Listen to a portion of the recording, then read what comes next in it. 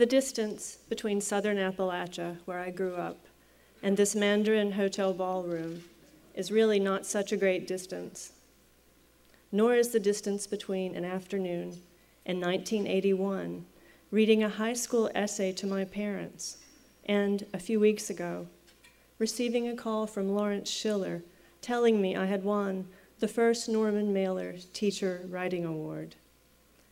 The distance is not so great because there is a bridge created by words that can cross even the widest divides.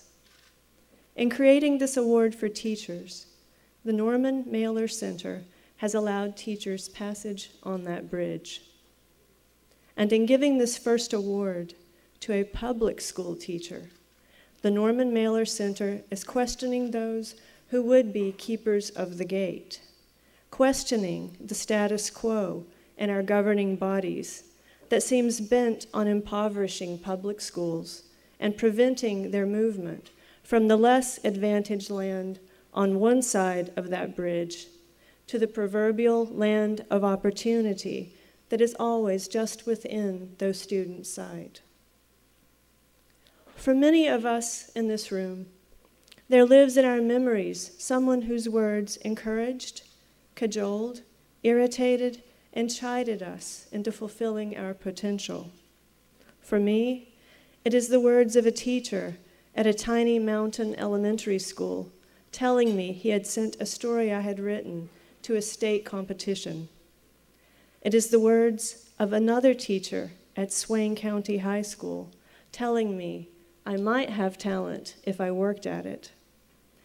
And it is my own words heard in the voice of yet another high school teacher reading a critical essay I had written to the class. These teachers' words live in me as I try to say something fresh and true to my own classes of 17 and 18-year-olds at the same Appalachian high school that I attended.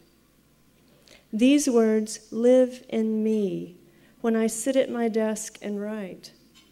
These words reside in me, just as I hope the words I write, the words I speak, will take up residence in those who hear and read them and provide for them a means of bridging economic and societal gaps.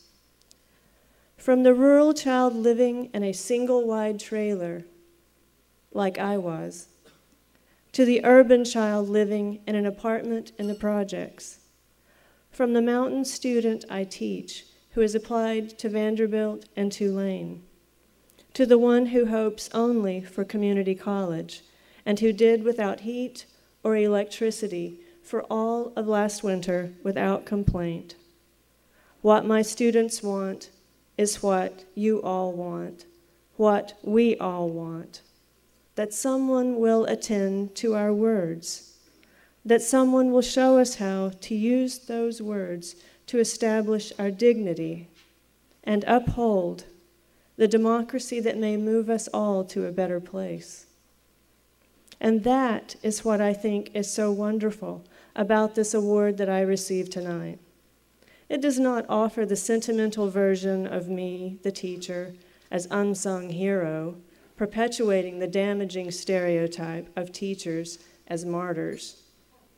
Nor does it thank me for 10,000 graded essays, nor for teaching thousands of stories, nor for caring about one after another of the students who enter and exit my classroom, but never my memory. Instead, this award thanks me for saying what I would have said anyway because it has to be said. This award thanks me for the insistent words that will not be quiet or still because they cannot be quiet or still.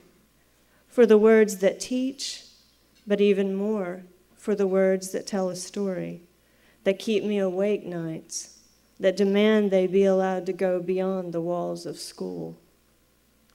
God gives teachers who write two voices, the one voice with which we shape the words that allow us to teach, and the other with which we shape the stories that we must write.